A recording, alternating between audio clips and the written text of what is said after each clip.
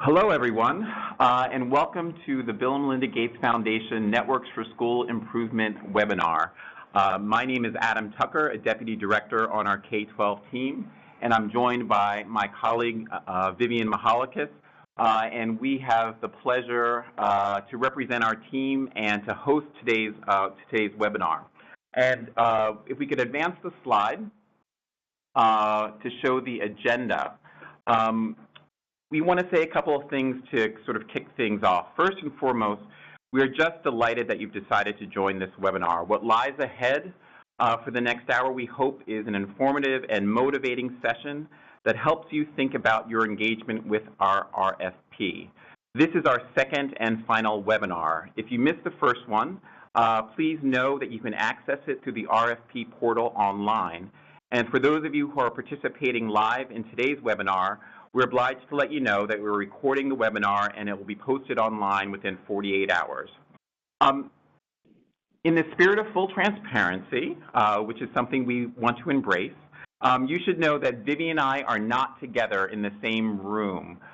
She's on the West Coast, I'm on the East Coast, and so we think that we have figured out how to do this seamlessly with the powers of technology. But if you hear some snafus or some there may be a few errors here or there, please just bear with us. We're doing our best to make this as seamless and as smooth for you as possible, but wanted to let you know that we're doing everything we can do to make the technology work.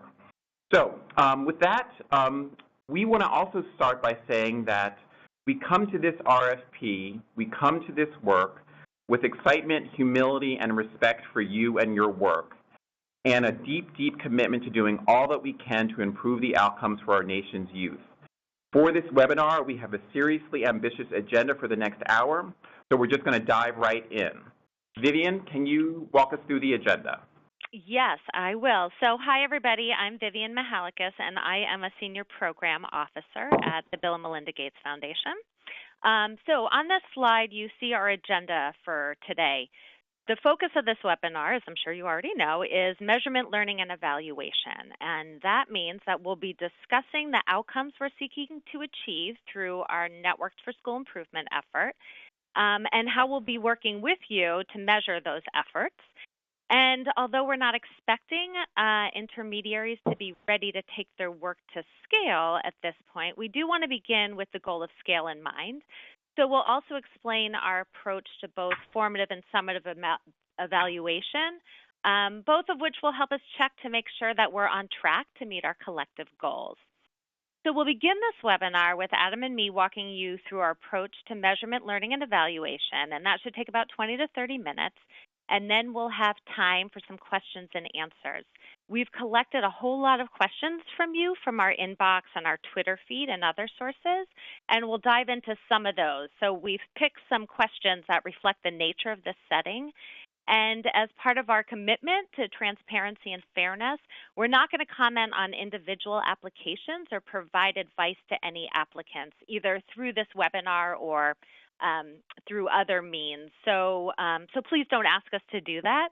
But if you have questions that are specific to an RFP you're working on in terms of like something that's not clear in the guidelines, please email our K-12 inbox, and you can find that on the RFP page. During this webinar, we'd like you to post your questions so we can try to answer at least a few of them today.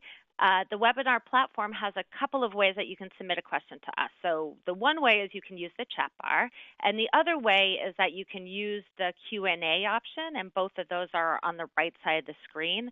We prefer you to actually use the Q&A button than the chat bar, because the Q&A button allows us to scoop up any questions that we don't have time to answer and update our frequently asked questions. So keep those questions coming, and please use the Q&A bar. And Adam, back to you. Great. And so if we could, great. So if we go to the next slide, which shows our mission and goals, I want to, take a little bit of a risk here and tell you things you probably already know.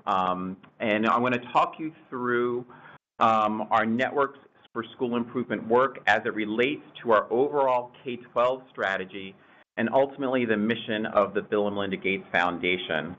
We decided that, kind of to start here because we think that this framing, or at least we hope this framing, helps put into context the reason why we are so focused on measurement, learning, and evaluation. We really want you to understand that as we talk about our plans and aspirations around those pieces of work. So kind of at the top of this slide, you'll see all lives have equal value. That is something that you have probably heard from the Foundation before. Every day, all day, it is our core belief and the driving force behind all that we do. All lives have equal matter. The Foundation's journey in philanthropy has taught us that in order to enable certain marginalized people to realize their full potential, whether it's women without access to contraception in Nigeria or children dying from polio in Pakistan, we need to target our funding to reach those specific people and populations. The K-12 strategic goal, which you'll see here on this slide, which our NSI work contributes to, is very specific. It is to significantly increase the number of Black, Latino, and low-income students who earn a high school diploma, enroll in a post-secondary institution, and are on track in their first year to obtain a credential with labor market value. And in order to advance that goal, we are expecting our Networks for School Improvement to work towards improvement in Black, Latino, and low-income student priority outcomes in the majority of their school networks. I'll say that again. We are expecting the work of our NSIs to work towards improvement in Black, Latino, and low-income student priority outcomes in the majority of our school networks. We are also working, and this gets to what Vivian said earlier about beginning to think about scale. We are also working to create assets that will allow these improvements to be replicated broadly in schools serving Black, Latino, and low-income students. Vivian will say more about student priority outcomes in a minute, but we really wanted you to see kind of how we see the work of Networks for School Improvements connecting to our K-12 strategy goals and ultimately fitting within the context overall of the Foundation's mission. If we can go to the next slide.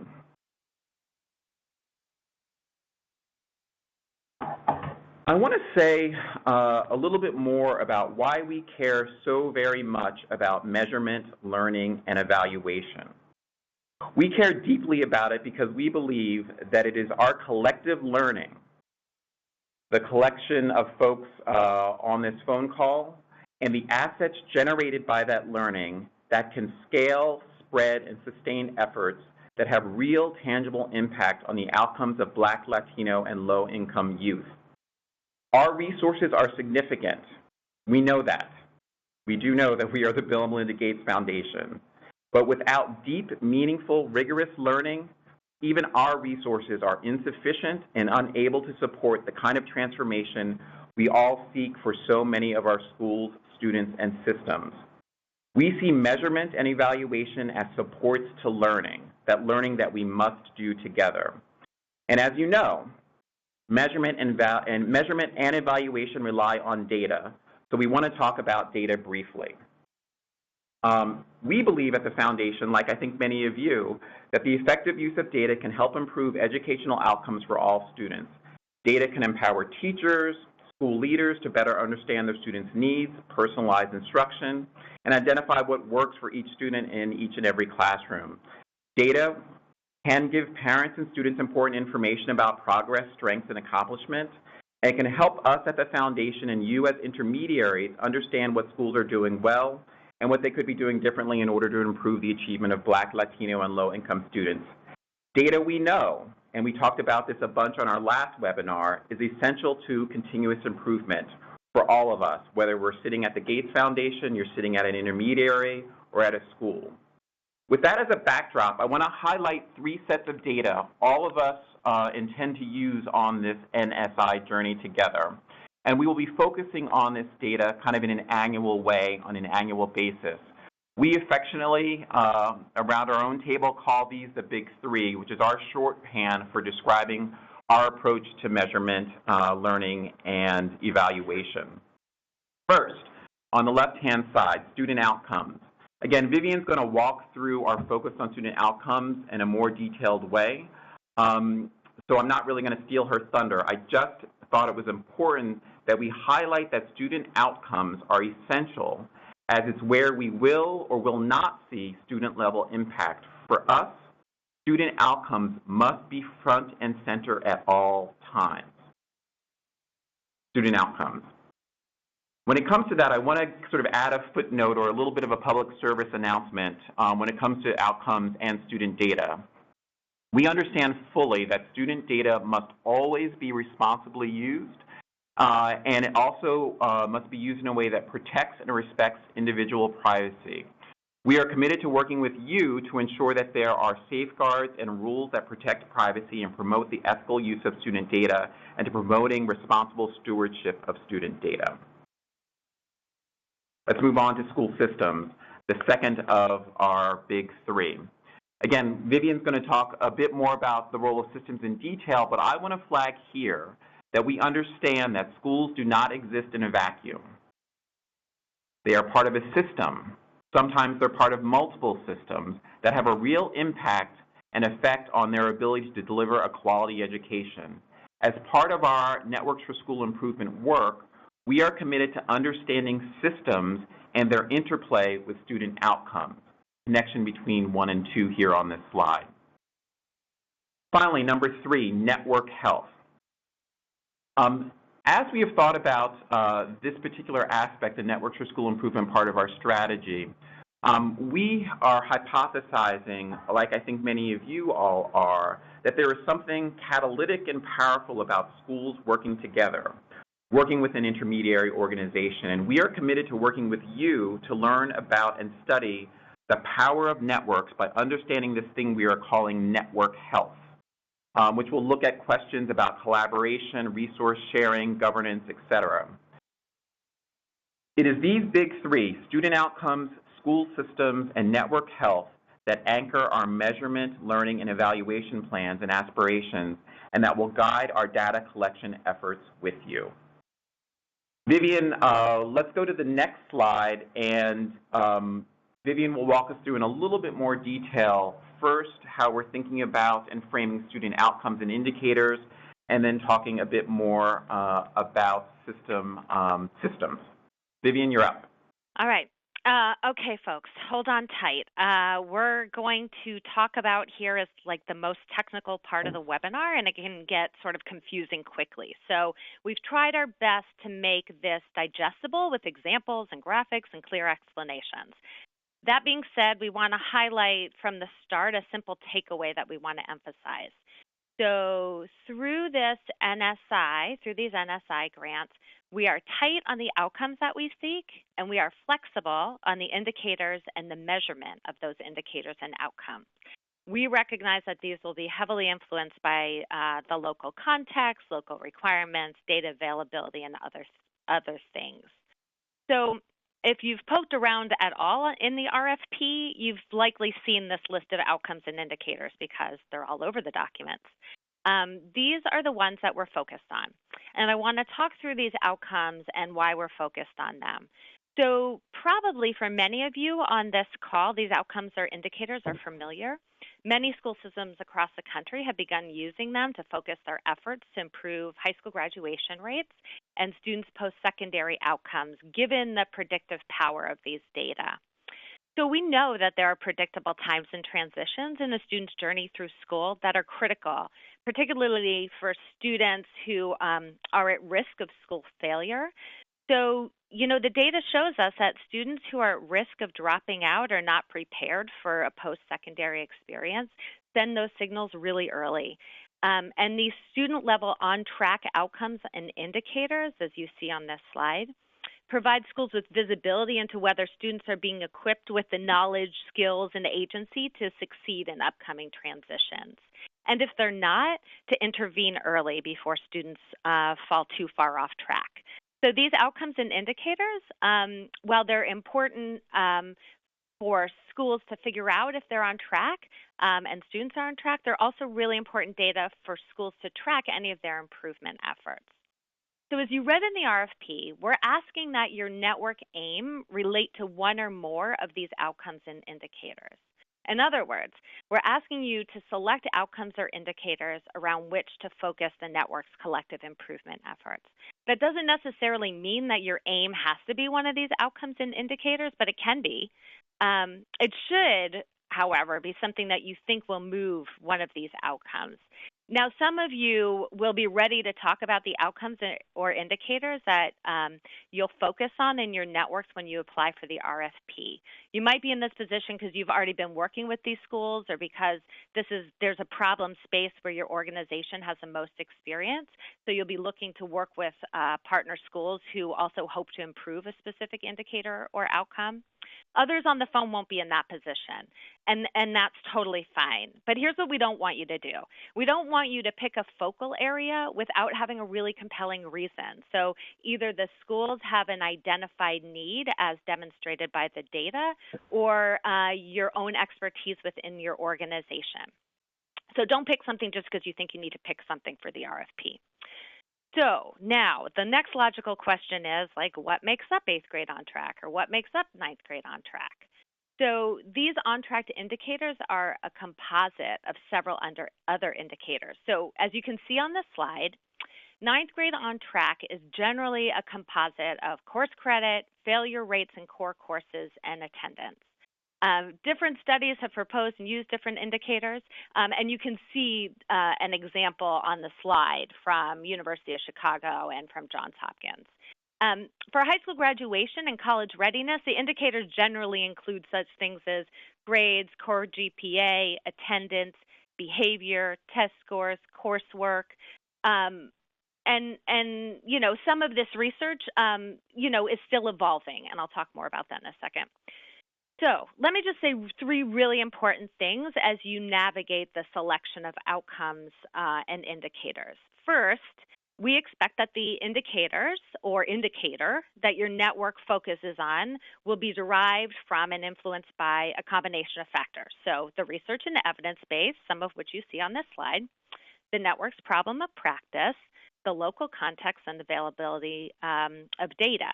So we know this means that the indicator selected in one NSI might be slightly different from those in another NSI. So here again is what is important to know. We are tight on the outcomes, but flexible on the indicators and measures of those indicators.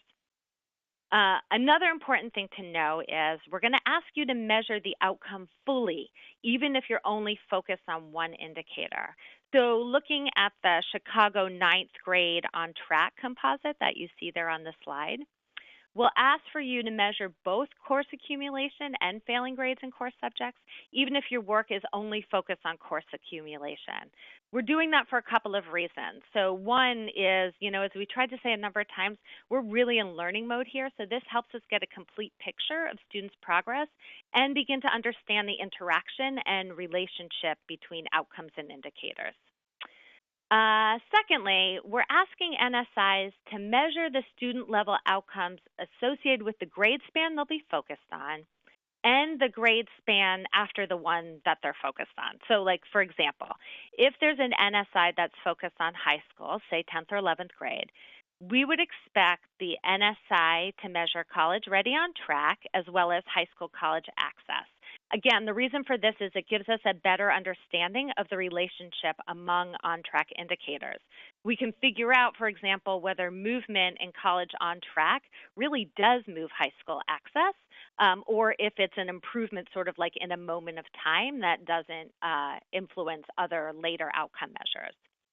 And then the final thing is we're asking you to report this data annually to the foundation, but we have no doubt that you'll be using and reviewing much of this data much more frequently in your continuous improvement work with the schools in your network, both as you work with the schools and the network to understand where the gaps and opportunities exist and to track the efforts of your progress. Phew. Okay, so next slide, please.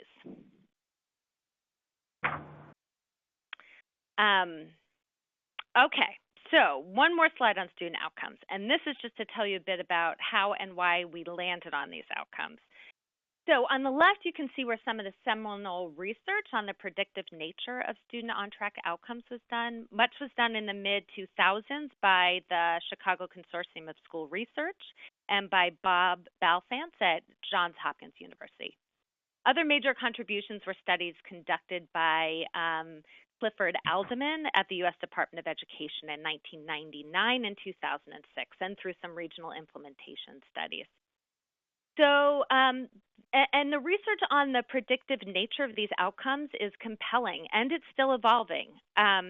So some compelling facts or evidence that has come out of these studies. So in Chicago, for example, students' ninth grade GPAs were found to predict high school graduation with 80% accuracy. By contrast, students' eighth grade test scores, along with demographic characteristics, so race, economic status, gender, I think they also looked at like mobility rates of students, that only predicted graduation with 65% accuracy. So studies have shown that the best middle school predictors of success in high school are grades and attendance, and additional information like test scores don't actually further improve prediction. So those are the reasons that we landed on this set of indicators and outcomes, because the data is compelling, the predictive power is strong, but also because this data represents things that schools are already collecting as part of their routine business, like attendance and behavioral incidents. And also because we believe the use of these outcome data can focus, spur, and provide an assessment of continuous improvement efforts.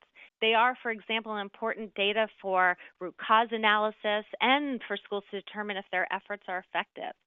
So we've tried to align our foundation data collection and grant management with data that you'll collect as you measure and facilitate the NSIs and support the network schools to reach their aim.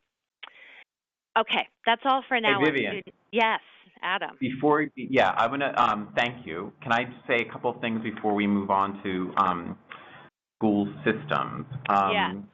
A couple of things. So we Vivian, we're going to spend the most time talking about student outcomes and indicators, because at the end of the day, that is where we will, again, see or not see impact, which is what we all care so much about. One of the things that has been, frankly, exciting for me as we have been talking about our strategy for some time with folks is the real sort of doubling down, tripling down on making sure that we are looking at, measuring, and understanding whether or not the work we are doing together at the end of the day means that literally more children are seeing improvement on these key indicators and outcomes, these indicators and outcomes that we know can be transformative in their educational experience and in their lives. That shift for us and that clear, explicit focus and measurement is exciting to us as a team, and we have heard is very exciting to the field, which is, again, why we wanted to spend some time on this. What Vivian just walked through, we know was a mouthful and a lot of information and a lot of context. We don't expect you to get everything right.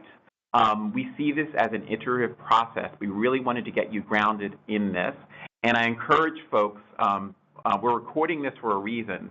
You feel free to kind of go back and listen to this, because I think you might hear different things rather than getting it all in one fell shot in this particular webinar. So just wanted to sort of say those things to reinforce things. And then we'll move a little bit more quickly through school systems and network health. Sorry about that. I just wanted to sort of reinforce those points. No, that's great. And also, like a shift for us at the foundation, we had been really focused in the past on adult outcomes, and now we're really focused on student outcomes. So advance to the next slide, please. Okay, so although there are a lot of words on this slide, this is less overwhelming in content. So let's move on to the second of the big three. And just a reminder, the big three are measurement of student outcomes, the measurement of school systems, and network health. So as Adam mentioned, over the next 5 years, we're expecting to learn a lot about different models of networks for school improvement. So what I mean by that is models where intermediaries work with networks of schools to use continuous improvement methods to positively affect the lives of Black, Latino, and low-income students. So these big three data collections help us understand these models and establish an evidence base for their effectiveness. So now let's address school systems. So put simply, with our belief that schools are the unit of change and districts and CMOs being really critical enabling partners, understanding the health of a school system is essential. So our theory, which is heavily influenced by the work of Tony Breik and colleagues at the University of Chicago, is that these elements that you see here on the slide facilitate and enable school improvement. So there are things like having strong teachers who are supported to grow and develop through feedback and collaboration with colleagues, having a school culture that's safe and learning experiences that are relevant and designed to meet students' needs. As we said earlier in the presentation, we're deeply interested in understanding how critical elements in schools are performing for the system. So the school system data collection will allow us to understand these dynamics. So all that to say is that we're going to be asking intermediaries to facilitate collecting school system health data from teachers and school leaders to measure the health of these 6 elements in a school system. So we don't have a specific survey we're requiring you to use, but we will ask you to measure some common items, be it through existing surveys that you might use, additional surveys, qualitative research. It's very likely that some of you on the phone are already using surveys in your work, and we definitely do not want to upend that. If you're in that camp, we'll work with you to examine the items in your survey and maybe add or tweak items that allow for measuring the elements on the slide. As we mentioned earlier, the RFP will only get us part way towards the final measurement plan, and figuring out the timing and items to measure school systems health will be part of what our team will work with you to develop. All right, Adam, back to you. Great, and next slide. And I'm going to pick up the pace because we want to get to your questions. So the third of the big three, this thing we're calling network health. We know that we have a lot to learn in the area of network effectiveness, so we'll be working closely with our intermediary partners on measurements of network health in order to understand the dynamics that make a network effective. As discussed in the RFP and embedded in our strategy is our belief that schools working together in a network will accelerate progress of improvement. For those of you who read the Huffington Post, you may have recently seen a piece written by the president of the Gates Foundation U.S. program, Alan Golston. He wrote a piece that talked about how we're thinking about networks across our U.S. programs. I encourage folks to Google Alan Golston and networks and Huffington Post for some insights on his point of view on this. This quote, if you want to go fast, go alone. If you want to go far, go together, we think captures the essence of our network theory, which is also backed up by some strong evidence of the effectiveness of networks working closely, collectively, as well as individually to improve student outcomes by tackling problems together that are common. We have learned through the Networks for College Success in Chicago, whose common focus on 9th grade on track, as Vivian mentioned, has significantly raised the graduation rates through their collective action. We've also learned from investments in the post-secondary space where completion by design that involved cohorts of community colleges in North Carolina, Ohio, and Florida have also shown significant progress in both leading indicators and the ultimate outcomes of increasing the likelihood that their students will graduate. We really want to understand, in addition to student outcomes and systems, if and how the power of networks can help us go further, faster. Next slide. The real title of this slide should really be called "You Are Not Alone." Over our time of partnership and investing, we've learned a lot about the kinds of supports that can help our partners do their work and to do their work well. And there are 3 specific ways in which we are envisioning offering supports that are aligned to our measurement, learning, and evaluation effort and the data and measurement work that you all will be doing. Really quickly, our staff, whether they are program officers who will be working with you or our measurement and learning and evaluation staff folks, will be there to support you in the proposal development process and in the work going forward. We also know that the foundation will be sponsoring both a formative and a summative evaluation. The formative work will be focused on continuous improvement and real-time learning, and the summative will be focused longer term on impact. But the foundation will be working with you all in a specific formative and summative evaluation spaces. And then lastly, we're calling it data supports. We intend to bring on what we're calling a data sourcing partner who will work with us and with you all in providing technical assistance and some project management around the collection and usage of data aligned to the big three that we mentioned earlier. So again, your takeaway here is that when it comes to thinking about measurement, learning and evaluation, and data collection aligned to the big three, that we understand and we are committed to helping and supporting you all in that work. That we understand that there's technical expertise and capacity building to be done in these arenas. So with that, I think it's time for us to move on to some question and answers that we have gotten from you all already. And I think we should go to the next slide. And I think, Vivian, you are going to get us started. I am going to get us started. So this question is your network aim just one of the indicators or outcomes? So I think I said this before, but I'll just reinforce it. Maybe, but not necessarily. Your aim should relate to advancing one or more of those outcomes and indicators, but that doesn't necessarily mean that your aim is one of those outcomes or indicators. It can be, but it doesn't have to be. What we expect is that intermediaries develop the network aim and school-level targets with schools through root cause analyses, and from there determine an aim related to advancing one or more of the outcomes and indicators. So I'm going to give you a really quick example. So let's say a network of schools might come together to focus on 8th grade ELA proficiency indicator. And that's one of the indicators under middle school on track.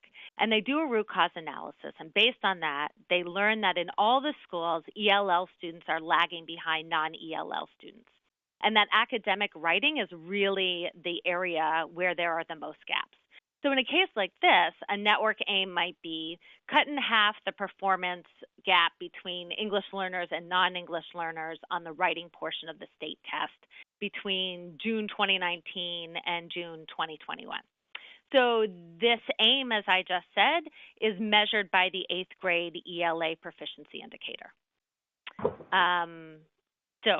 And I have the next question, so let me just take on the next question while I'm here. Right. Okay, so some of the outcomes and indicators you guys have talked about as being predictive. Grades, attendance, and behavior can be gamed easily. Is everyone just going to lower their standards to show success?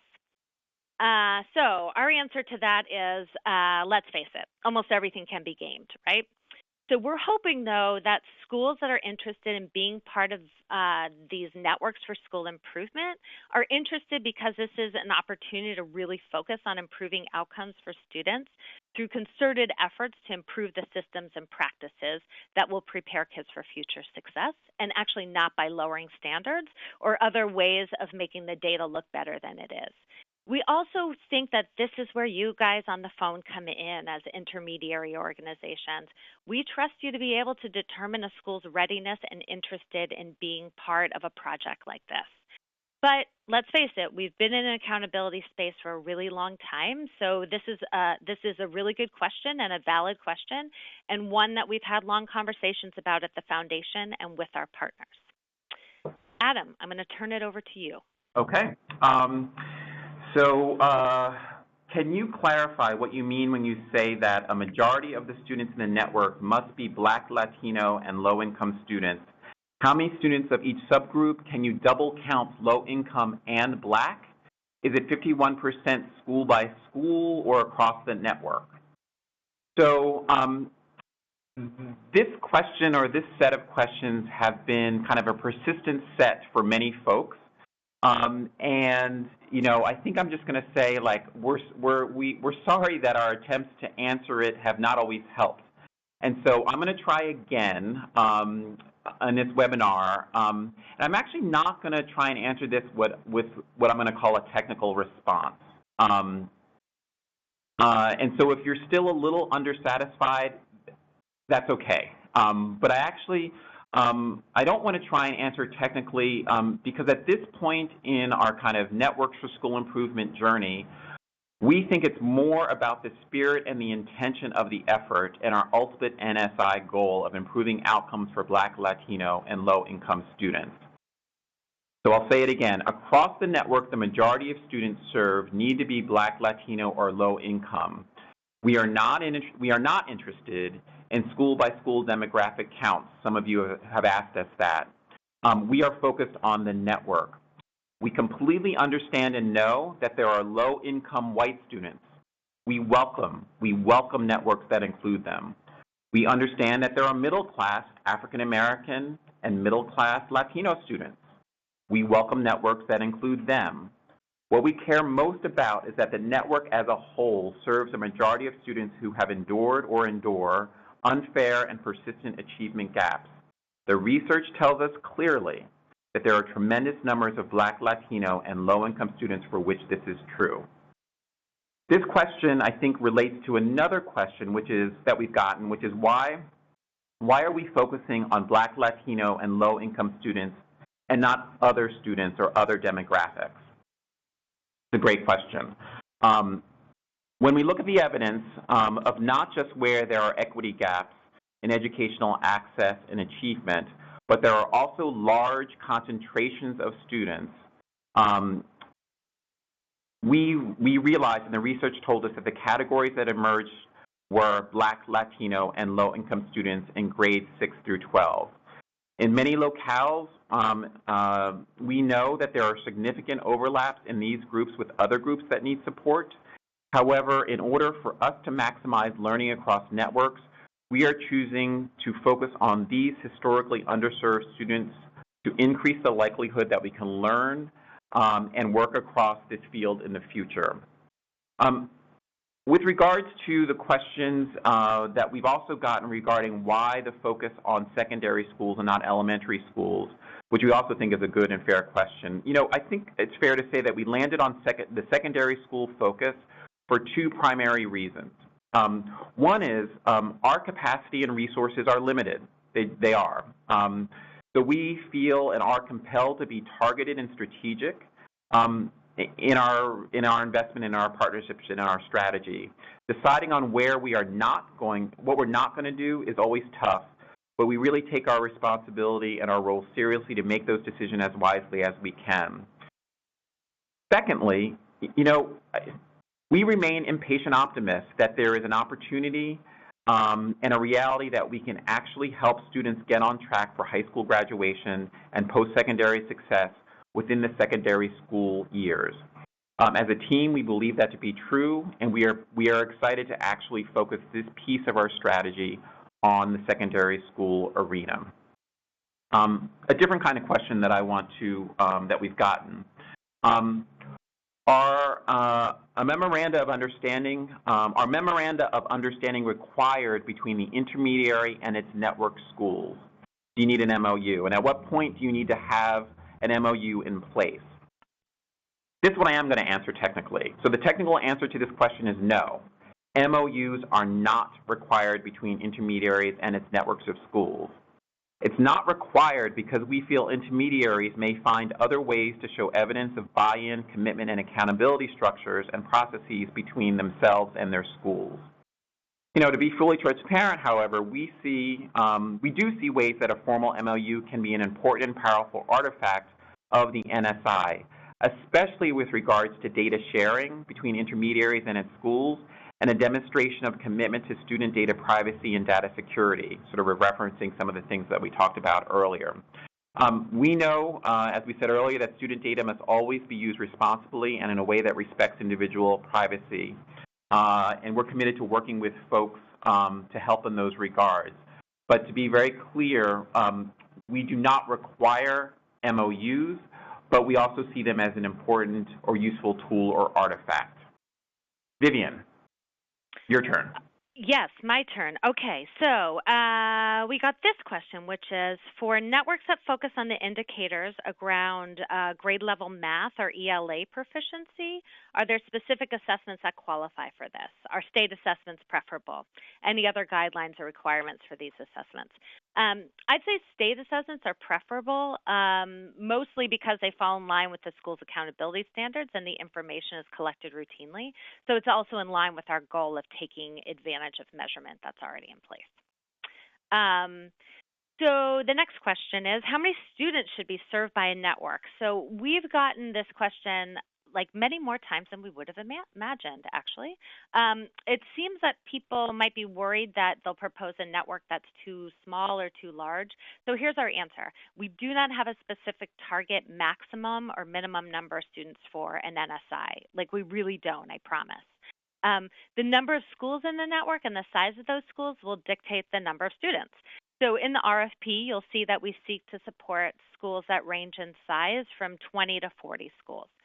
Our research experience and observation leads us to the hypothesis that networks working with a range of 10 to 40 schools will be best positioned for this work. This range is guidance only. We're able to consider responses with slightly more or slightly fewer schools. One of the things we expect to learn through this work is about the optimal size for this kind of network work. Now might also be a good time to remind you that the written RFP is just one step in a multi-step process. We said that on the last call, and I think that's in the RFP documents. To use a football metaphor, which is actually something I may have never done before, but seems appropriate here, is this RFP will get us about 30 yards down the field. And after that, we have Skype interviews and site visits, and then developing grant proposals with a foundation program officer. And that's like the other 70 yards to the finish line, or whatever, the goal post, the thing, anyway, I'll stop there.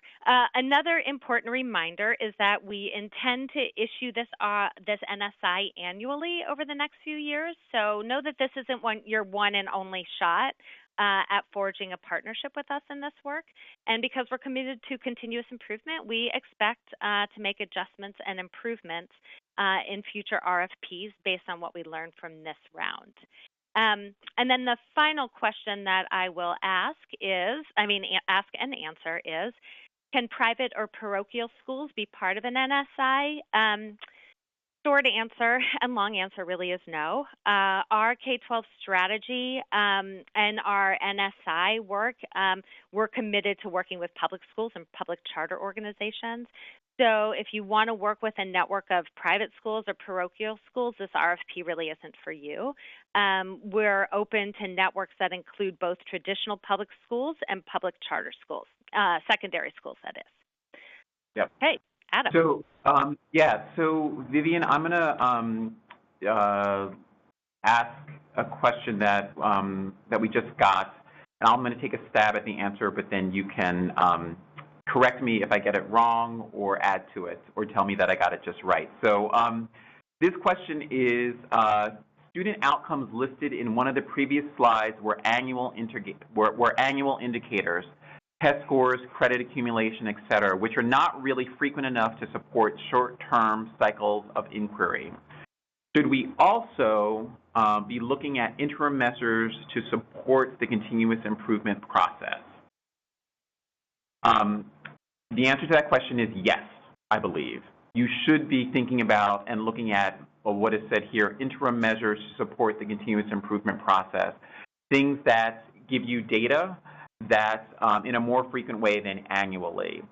We are open to a range of what those kind of interim measures and what those interim data points or evidence might be, but this questioner, I think, is flagging something important, that annual data, biannual data, is not available in a time frame that allows you to do short-term cycles of inquiry. So yes, they are encouraged to look at some other thing. That is, yes, I'm just going to add to one thing, which is, yeah, definitely you're going to want some shorter-term measures. I will say, though, that some of the indicators like attendance, that you can get really frequently. We have seen of networks that have focused on something like, for example, FAFSA completion, and they were able to check that data weekly. But definitely for those things that are annual, you'll want to have some measures that give you much, much more routine and frequent data.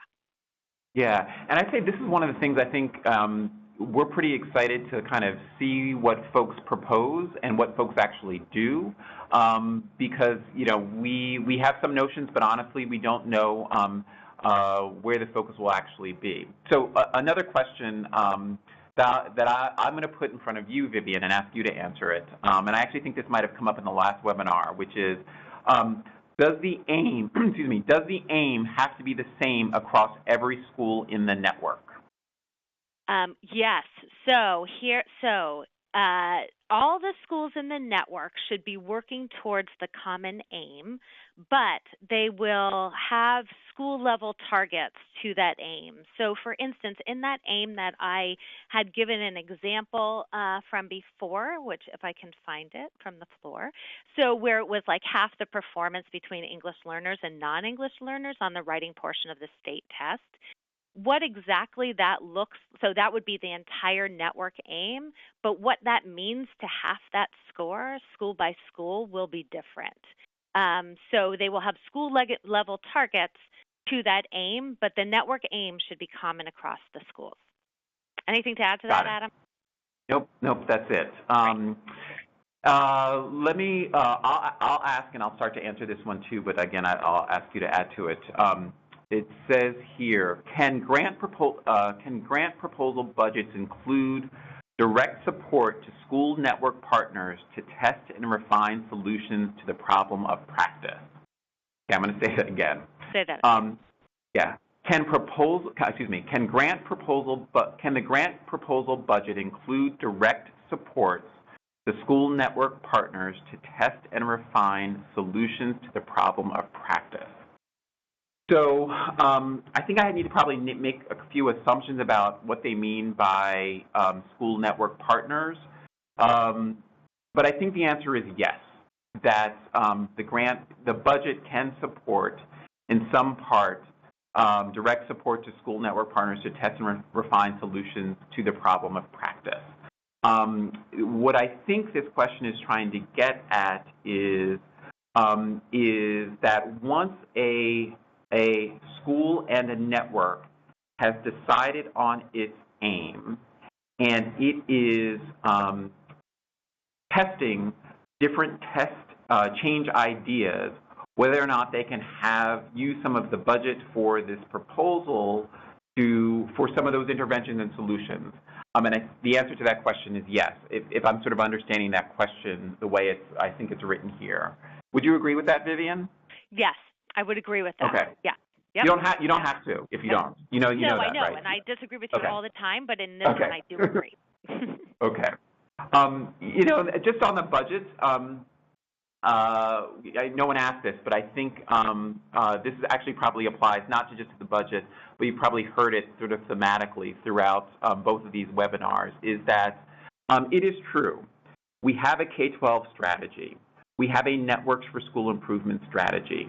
We have goals that are about the majority of our networks having impact and creating these assets that will help with scale. You all have seen the RFP, which is lengthy. We've got lots of slides and lots of decks that outline our strategy. At the same time that is true, we are also in learning mode, and so some of the things that we are very committed to doing is to learning what is going to work and what is not going to work. And so we have some ideas about what the budget should look like, and again, we covered that in our last webinar, but we also intend to learn as we go along. And so some of the things that we are putting in front of folks is simply guidance, and as we move folks along through this process, we expect to get clearer answers and a clearer point of view with you. So with that, I actually want to go to the last slide and sort of talk about next steps.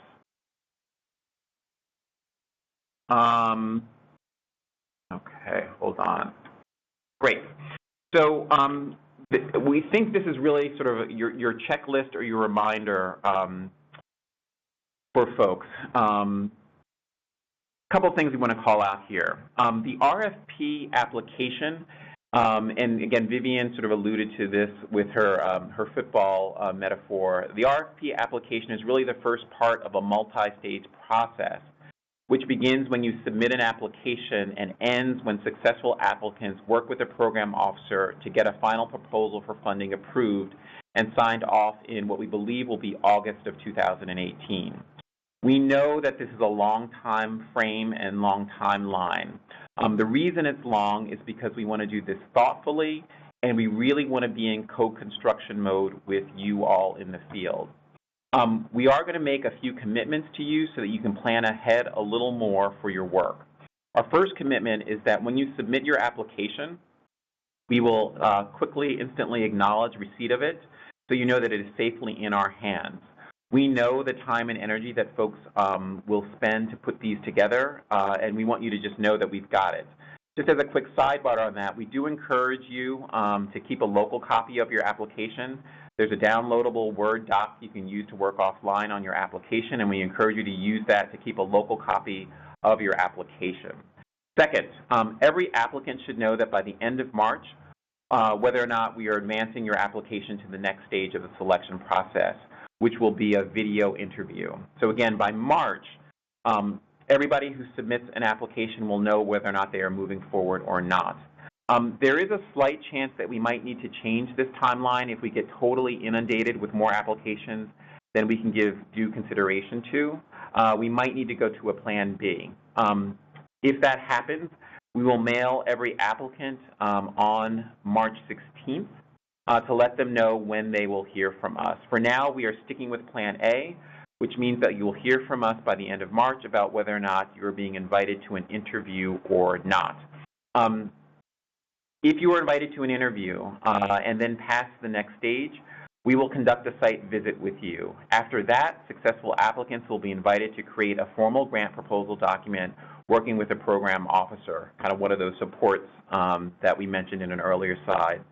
That detailed grant development work will include creating a final budget and a measurement plan, and there will be milestones for anything you need more time to develop. This is a collaboration with the program officer.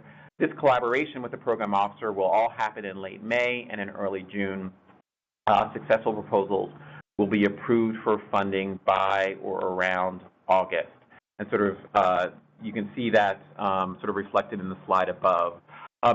The last thing I'll say, just as closing, is that we intend to do this RFP on an annual basis.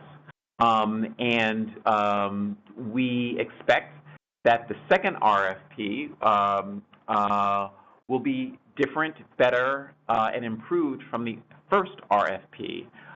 Like you all, we are committed to using continuous improvement to learn and improve our work. And so we also just want to flag for folks that this RFP is the first one, and again, we expect and intend to do them annually for a few years as a way to continue to understand whether or not intermediaries working with networks of schools using continuous improvement focused on specific indicators and outcomes that are predictive of high school graduation and post-secondary success can really improve outcomes for low-income Black and Latino students. That is what we are all about. So with that sort of reminder, we want to thank, on behalf of Vivian and myself and our entire team, I want to thank folks for participating in the webinar. We want to thank folks for their interest and engagement with the RFP and with us. We know that there are great adventures and great work ahead, and we're looking forward to hearing from you and seeing the applications and responses for those of you who decide to respond. Vivian, I think we covered it. I think we covered it too, and I just remember the word, end zone, not finish line, end zone. So just in time for the Super Bowl. Okay. Great. Nothing from me. All right. Thank you, everyone. We really appreciate your Thanks, interest. everyone. We're signing off. Okay. Take care. All right. Bye-bye.